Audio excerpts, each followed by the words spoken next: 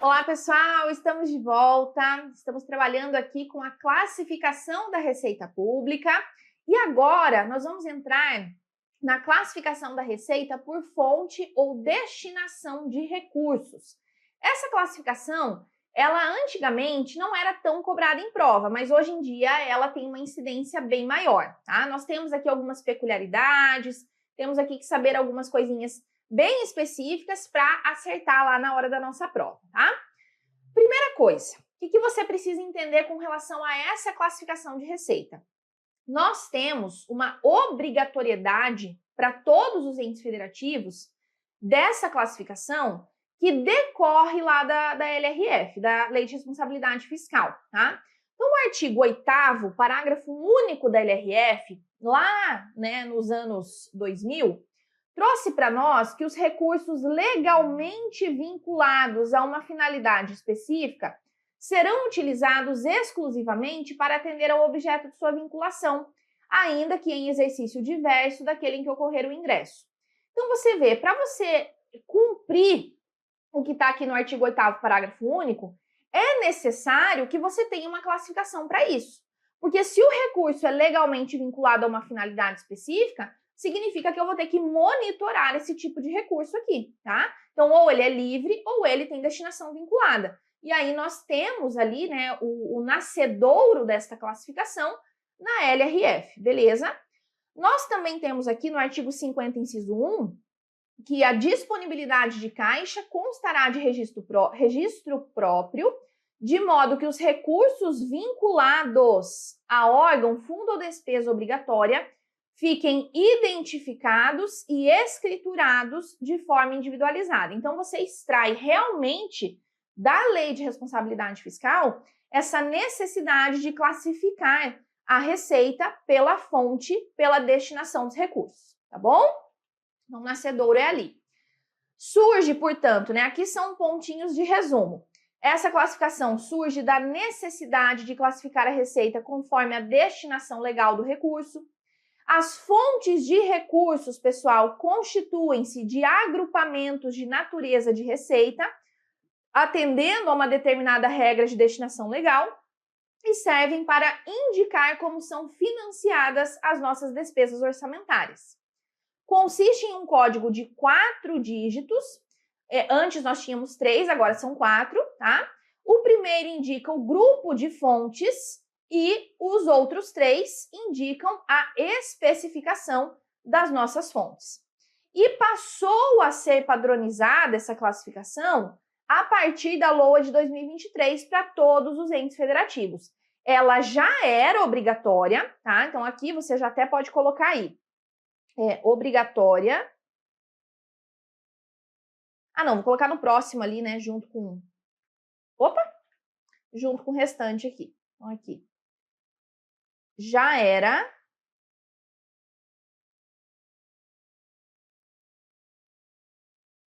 obrigatória para todos. O que aconteceu a partir da LOA de 2023 é que ela passou a ser padronizada para todos os entes, tá? Ela não era padronizada, agora ela é. Nós temos, pessoal, de acordo com essa classificação, a diferença entre recursos com destinação vinculada e destinação não vinculada. É uma coisa muito tranquila, Super, hiper tranquila. Quando a gente vai fazer a comparação dessa classificação por fonte com outras classificações que a gente tem, com a classificação por natureza, com a classificação da Lei 4320, aqui é muito tranquilo, tá? Então, muito simples. Se eu tenho destinação vinculada do recurso, significa que eu tenho um processo de vinculação entre a origem e a aplicação do recurso em atendimento a finalidades específicas estabelecidas pela norma. Há ainda, aqui importante, os ingressos de recursos em decorrências de convênios ou de contratos de empréstimos e de financiamentos, pessoal. Então, aqui, a banca trouxe para você convênio, empréstimo e financiamento. Isso não é recurso de aplicação livre. Isso aqui está vinculado a uma finalidade. Eu tenho aquele empréstimo para cobrir uma amortização de dívida. Eu tenho aquele financiamento para fazer uma despesa de capital específica, tá? Eu tenho o convênio no âmbito ali da construção de um hospital. Então, você tem sempre o convênio, o empréstimo, o financiamento, atrelados a um fim específico, por isso que eles são de destinação vinculada, tá? Esses recursos também são vinculados, pois foram obtidos com finalidade específica. Já a destinação não vinculada ou livre é o processo de alocação livre entre a origem e a aplicação dos recursos para atender a quaisquer finalidades, desde que dentro do âmbito das competências daquele órgão ou daquela entidade. Então, você sempre vai ter essa diferença, destinação vinculada e destinação não vinculada. No nosso Manual Técnico Orçamentário de 2024, nós tivemos uma alteração de entendimento, tá? Até o Manual Técnico de 2023, o entendimento é que essa classificação por fonte, ela seria bivalente, tá? Por quê? Porque você teria um foco tanto na receita quanto na despesa. Então, você poderia olhar para as classificações ali, tanto de receita quanto de despesa, tá? Por sua vez, o MTO 2024, ele traz expressamente que a classificação por fonte ou destinação é um marcador da receita, não é um marcador da despesa, tá? Então, olha o que a gente tem aqui. Importante ressaltar que o código de fonte e destinação de recursos é um marcador da receita. Os recursos são classificados por fontes conforme os mandamentos legais e tal classificação precede a execução das despesas. Inúmeras decisões que norteiam a alocação de recursos orçamentários são tomadas somente no momento da execução da despesa, razão pela qual a codificação por fonte ou destinação dos recursos não pode ser utilizada com a finalidade de promover a classificação de despesas, tá? Até o Manual Técnico de 2023, nós tínhamos o entendimento que sim, era uma classificação da despesa, tá? E agora nós temos esse novo entendimento que pode tranquilamente ser cobrado numa prova aí futura de vocês, beleza? Então, é um marcador da receita, ele é uma classificação da receita e não pode ser considerado, não pode ser utilizado com a finalidade de classificar a despesa. Esse é o entendimento que nós temos agora, beleza? Maravilha. Aqui, né, nós temos a codificação, então sempre eu terei o primeiro dígito, que é o grupo de fontes, e o segundo, terceiro e quarto dígitos, que nós temos ali a especificação da fonte. Nós temos, pessoal, apenas 4 fontes de 4 grupos de fontes, que são esses 4 códigos aqui, ó, 1, 3, 7 e 9, tá? São os únicos 4 grupos de fontes que nós temos. Antes, nós tínhamos também os recursos do Tesouro e os recursos de outras fontes. Não temos mais isso, tá? Não temos mais isso. Nós só temos isso aqui agora. Recursos arrecadados no exercício corrente, recursos arrecadados em exercícios anteriores, recursos de operações de crédito ressalvadas pela lei de crédito adicional da regra de ouro e recursos condicionados. Os recursos do exercício corrente são aqueles recursos arrecadados pelo Tesouro, pelos órgãos, pela administração direta, indireta, né, por todo mundo ali dentro daquele exercício em que nós estamos executando a lei orçamentária anual. Então, são ali os nossos recursos arrecadados que nós já tínhamos previsto na lei orçamentária, tá?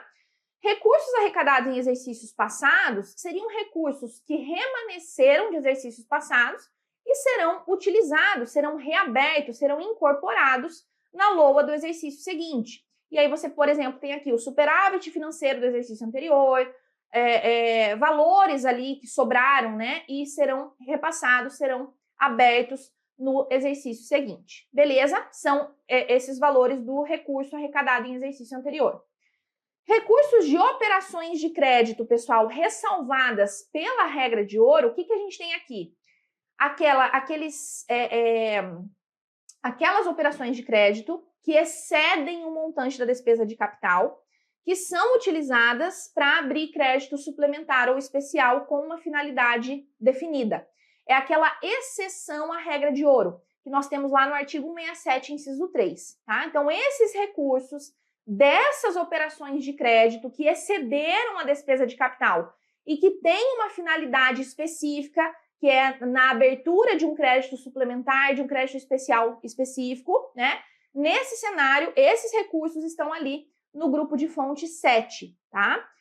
E os recursos condicionados, pessoal, são recursos que estão dependendo de aprovação legislativa. Então, você tem ali, você já pode até tentar contabilizar esse recurso, se você tem uma chance disso realmente ser aprovado, né?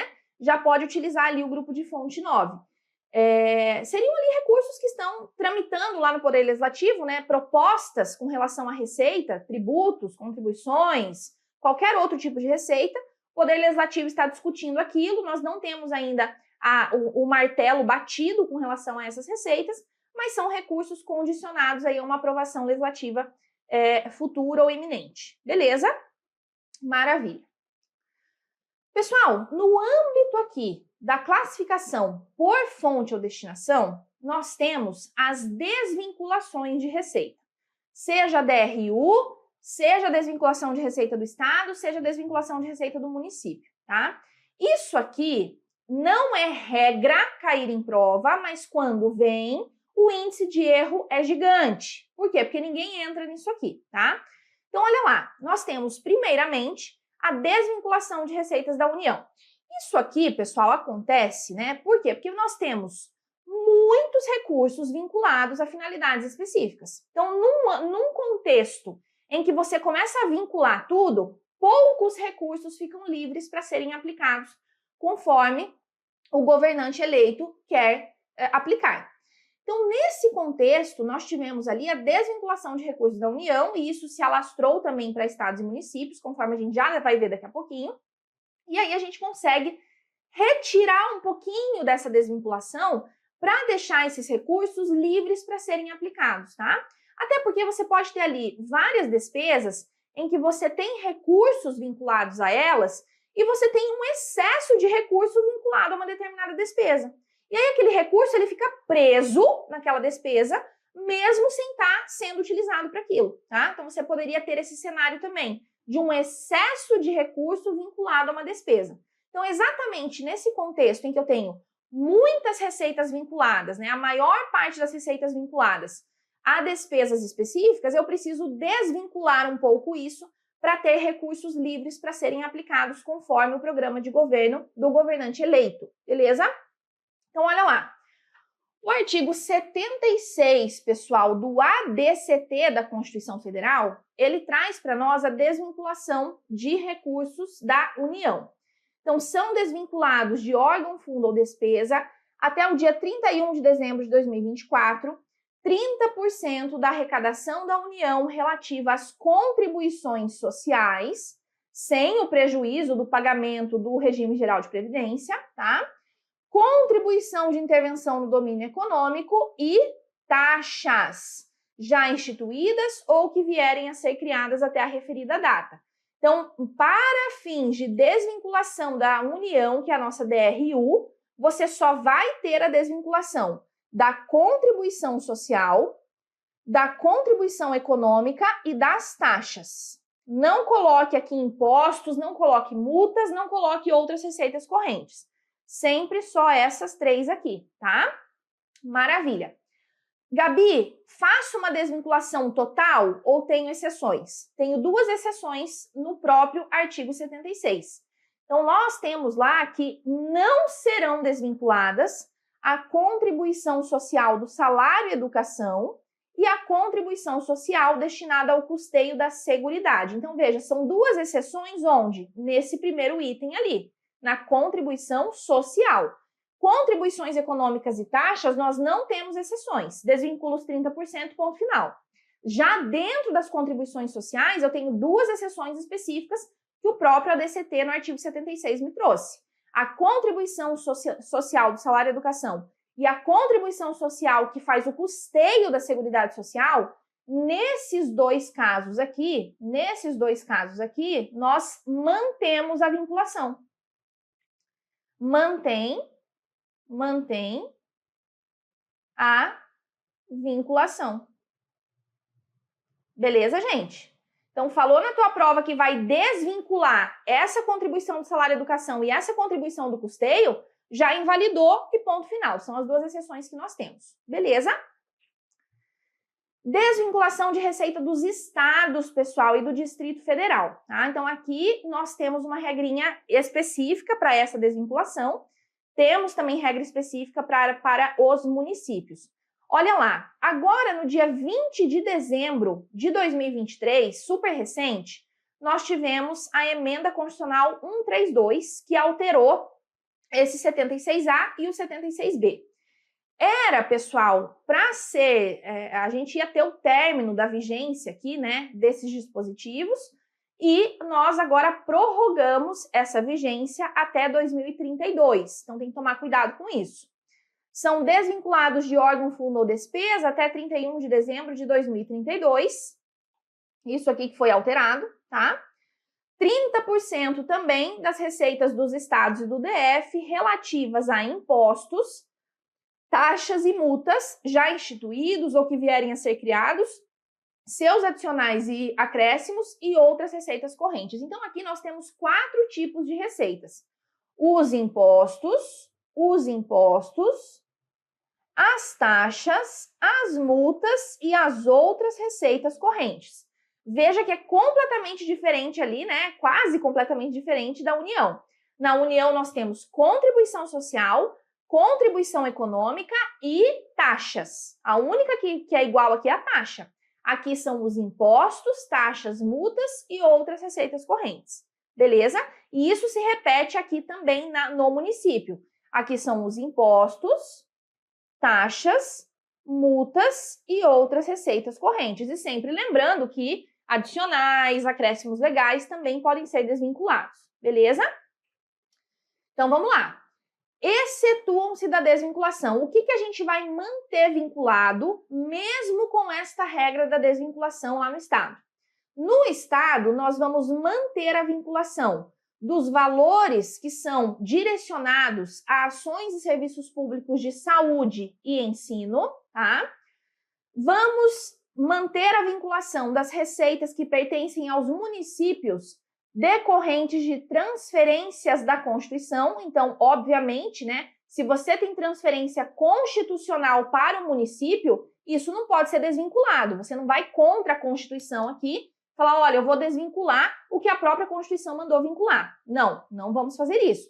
O que a própria Constituição determinou, a gente vai cumprir do mesmo jeitinho de sempre, tá? Então, aqui, essas parcelas que pertencem aos municípios e serão transferidas por previsão constitucional, vai manter vinculado. Receitas de contribuições previdenciárias e de assistência à saúde dos servidores, então as contribuições previdenciárias e de assistência dos servidores. Demais transferências obrigatórias e voluntárias entre entes da federação com destinação especificada em lei. Então veja, ainda que seja uma transferência voluntária, se ela tem destinação especificada em lei, você vai manter a vinculação, você não vai desvincular, tá? O que mais que nós temos aqui? Fundos instituídos pelo Poder Judiciário, pelos Tribunais de Contas, pelo Ministério Público, pelas Defensorias e pelas Procuradorias dos Estados e do DF. Gente, fundos são valores, são receitas que são legalmente destinadas a um fim específico. Esse é o conceito de um fundo, tá? Se eu tenho um fundo, é porque necessariamente, por meio ali de uma norma, eu destinei o recurso para aquele fim. Então, se eu tenho o fundo do Judiciário, o fundo do Ministério Público, o fundo da Defensoria, etc., etc., são receitas com destinação vinculada por lei. E aí, aqui, nesse caso específico desses fundos, a Constituição falou, não, nesses casos a gente não vai desvincular receitas de fundos de órgãos de poderes específicos, tá bom? A gente vai manter a vinculação também. Então, do 1 ao 5, nós mantemos a vinculação, não vai ser desvinculado. Beleza? E a desvinculação dos municípios, pessoal, são desvinculados de órgão, fundo ou despesa até o dia... Opa! Epa, apertei errado aqui, né? Vamos lá. Até o dia 31 de dezembro de 2032 também. Então, olha a diferença. Olha a diferença. União, nós estamos aqui, ó, até 2024. Provavelmente isso vai ser alterado agora no final de 2024, vai jogar para frente também. Mas vocês precisam levar para a prova que a União está até 31 de dezembro de 2024 e estados e municípios até 31 de dezembro de 2032. Então, nós temos essa alteração de prazo aqui, não são todos os prazos iguais, tá? 30% das receitas dos municípios relativas a impostos, taxas e multas, já instituídos, etc., seus adicionais e acréscimos e outras receitas correntes, exatamente o que a gente tem ali no Estado, tá? Então, copiou e colou o que nós temos na desvinculação do Estado. Excetuam-se da desvinculação. Aqui nós temos menos uma possibilidade. Aqui só tem 4 exceções. Então, nós temos os recursos destinados ao financiamento das ações e serviços públicos de saúde, manutenção e desenvolvimento do ensino. Aqui, pessoal, são aqueles recursos de aplicação mínima, tá? Então, aqui necessariamente tem que aplicar o mínimo em saúde e ensino, e aí você não pode desvincular isso. Receitas de contribuições previdenciárias e de assistência dos servidores, transferências obrigatórias e voluntárias entre entes da federação com destinação especificada em lei e os fundos instituídos pelo Tribunal de Contas do município. Veja só, a única diferença para a parte do Estado é que aqui no Estado eles também excetuam, essas transferências que são feitas para o município por determinação constitucional. Né? É a única diferença que a gente tem. E, obviamente, nós temos mais fundos ali no item 5. Mas o que você tem que pensar? No município, nós não temos transferências. Então, por isso que aqui a transferência não entra, tá? O município não transfere valores para ninguém. Então, ele não tem que fazer ali, né, aquela transferência, por isso que a gente não tem que manter vinculação de transferência, porque ele não faz, beleza? Por isso que não está aqui nas hipóteses de exceção. E os fundos ali, nós só temos um fundo específico, que seria o do Tribunal de Contas do município, quando houver, né, pessoal? Quem que são os 2 municípios que têm o Tribunal de Contas do município? São Paulo e Rio de Janeiro. Os únicos do Brasil, São Paulo e Rio de Janeiro. O restante não tem esse fundo. Não tem por quê? Porque não tem Tribunal de Contas do município. E aí você já mataria aqui também essa hipótese em outros municípios. Beleza? Maravilha. Então, tomem cuidado, né? Vamos praticar aqui esse nosso esse nosso bloquinho de classificação da receita. A classificação da receita orçamentária, a exemplo do que ocorre na despesa, é de utilização obrigatória por todos os entes. Uma das classificações exigidas é por fonte ou destinação de recursos, sobre a qual é correto considerar que, letra A, contempla a codificação relativa aos desdobramentos para identificação de peculiaridades da receita. Em algum momento deste nosso bloco, nós trabalhamos com o desdobramento para identificar peculiaridades da receita, gente? Não. Por que que a gente não trabalhou com isso? Porque os desdobramentos, eles estão lá no COEDT. COEDT. Quem que é o COEDT? A classificação por natureza da receita, né, que a gente vê no bloco específico de classificação por natureza. Então, você tem lá a categoria econômica, a origem, a espécie, os desdobramentos para identificação das peculiaridades da receita e o tipo de arrecadação. Desdobramento seriam ali esses dígitos voltados para identificarmos peculiaridades na classificação por natureza, não tem nada a ver com a classificação por fonte, tá? Letra B. É obrigatória na apresentação dos programas no plano plurianual? Eu preciso, gente, utilizar a classificação por fonte na apresentação do PPA? Gente, as classificações todas, elas não estão lá no plano plurianual. As classificações a gente utiliza na lei orçamentária anual, tá? Então, isso aqui é na LOA, isso aqui não é no PPA, isso não é na LDO. Classificação por natureza, por esfera, por fonte, etc., né, as outras que a gente tem, são classificações que nós utilizamos na lei orçamentária anual, beleza? C. Identifica a procedência das receitas no momento em que ingressam nos cofres públicos? Essa classificação por fonte identifica a procedência das receitas? Não. Quem que identifica a procedência das receitas no momento em que ingressam nos cofres públicos, gente? classificação por natureza da receita, que é o nosso COEDT, especificamente qual dos dígitos aqui? A origem, né? É a origem que faz a indicação da procedência das receitas segundo o fato gerador. Letra D, permite identificar destinação vinculada e não vinculada ou livre. Exatamente isso, é essa a classificação que a gente tem na classificação por fonte. Segrega o recurso arrecadado em receita principal ou de acréscimos legais. Quem que segrega recurso em principal e acréscimos, pessoal? Isso aqui também é a classificação por natureza da receita. Especificamente, qual dígito que faz isso? O dígito do tipo. Dígito do tipo. É esse dígito que demonstra se aquele valor é o valor principal, se aquele valor é de multa, de juros, de dívida ativa, etc, etc. Tá bom? Então, gabarito letra D de dado.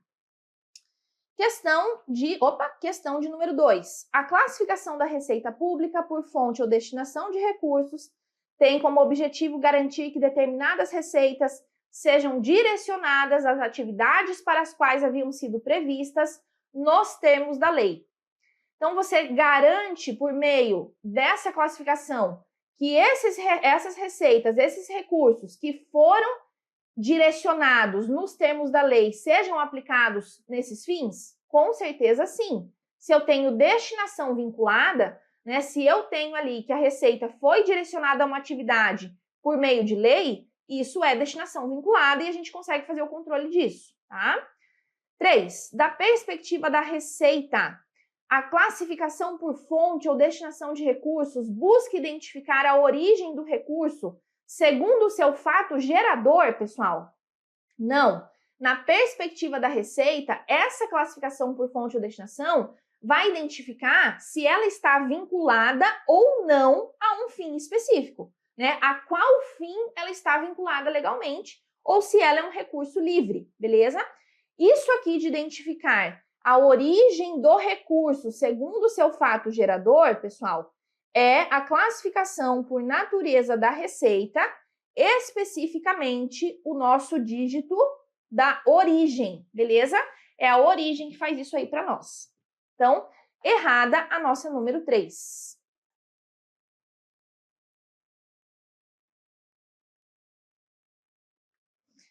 E é isso, finalizamos aqui este nosso bloquinho de classificação da receita por fonte ou destinação, bastante importante aí que vocês levem isso para as provas.